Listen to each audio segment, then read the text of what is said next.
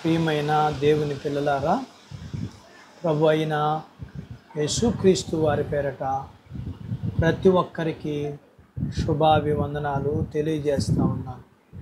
ఈ ఉదయకాలం మనము ఒక వ్యక్తిని గురించి జ్ఞాపకం చేసుకోబోతున్నాం.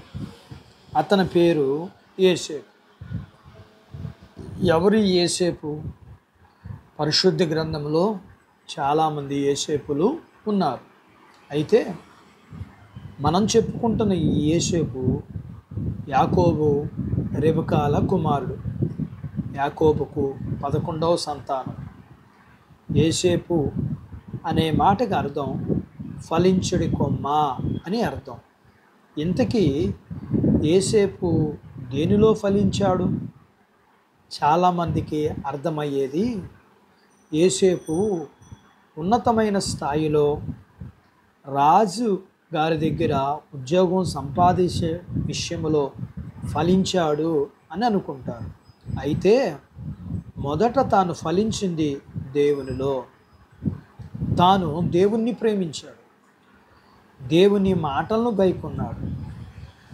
తాను ఉన్న ప్రతి చోట అనగా తండ్రి ఇంట, పొతీఫర్ ఇంట చెడుతనమును అహస్యించుకున్నాడు.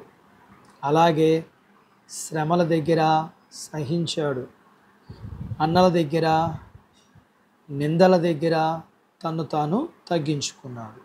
ఇలాగా యోసేపు మొదట తాను ఫలించింది దేవునిలో. అప్పుడు దేవుడు అతన్ని శారీరకమైన దీవెనలో కూడా ఫలింపజేశాడు.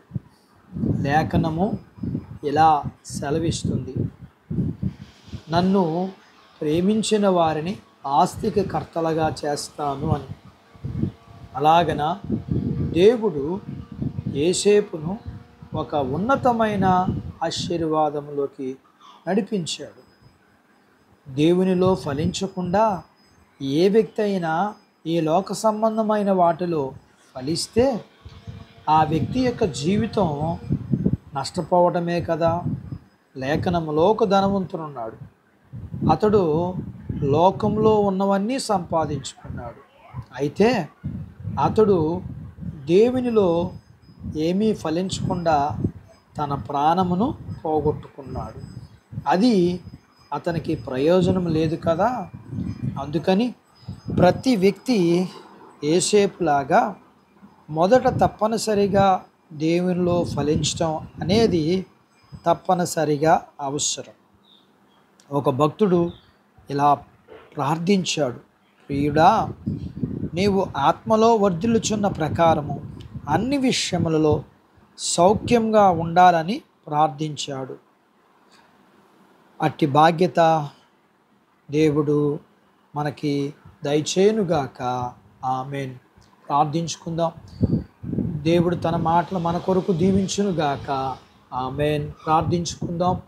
మమ్మల్ని మిక్కిలిగా ప్రేమించిన మా ప్రియ పరలోకపు తండ్రి, మీ పరిశుద్ధ నామమును బట్టి మీకు వందనాలు. వాక్యం విన్న మీ పిల్లలు యోసేపులాగా మొదటగా మీలో ఫలించి అటు తర్వాత అన్ని విషయములలో సౌఖ్యముగా ఉండునట్లుగా మీ పిల్లల్ని మీరు సిద్ధపరచమని, అన్ని విషయాల్లో ఫలించి మీలో ఫలించిన వారిగా ఉంటే ఆ జీవితం నిష్ప్రయోజనం. కాబట్టి అటువంటి వారిగా కాదు, కానీ మొదటగా మీలో ఫలించే వారిగా యోసేపులాగా ఉండగలిగిన బాధ్యత మీ పిల్లలందరికీ దయచేయమని మా ప్రభువా ఎగ్జామ్స్ రాస్తున్న పిల్లల కొరకు ప్రార్థన చేస్తూ, ఆయన రాకపోకల్లో, చదువుల్లో, ఆరోగ్యముల ఎగ్జామ్స్లో సహాయం చేసి మంచి భవిష్యత్తు ఇచ్చి, అలాగనే ఎండ నుంచి భద్రపరచమని, నడిపించమని ప్రభువా మీ పిల్లల్ని, వారి కుటుంబీకుల్ని, వారి కలిగిన అంతటిని మీరు దీవించమని, చిన్నపిల్లల్ని, యవనస్తులను, వృద్ధులను, స్త్రీ పురుషుల్ని జ్ఞాపకం చేసుకుని వారి చదువుల్లో, ఆరోగ్యాల్లో, ఉద్యోగాల్లో, వివాహాల్లో, గర్భఫలాల్లో, గర్భం కలిగిన వారి ప్రసూతి విషయంలో, ప్రసూతి అయిన తల్లి పిల్లలకు కూడా మీరు ఆరోగ్యాలు ఇమ్మని, వీరిని, వీరి కుటుంబాల్ని, వీరి కలిగిన అంతటిని మీరు దీవించమని యేసు ప్రభు వారి పేరట ప్రార్థిస్తున్నాము తండ్రి. ఆమేన్. దేవుడు మిమ్మల్ని దీవించునుగాక. ఆమేన్.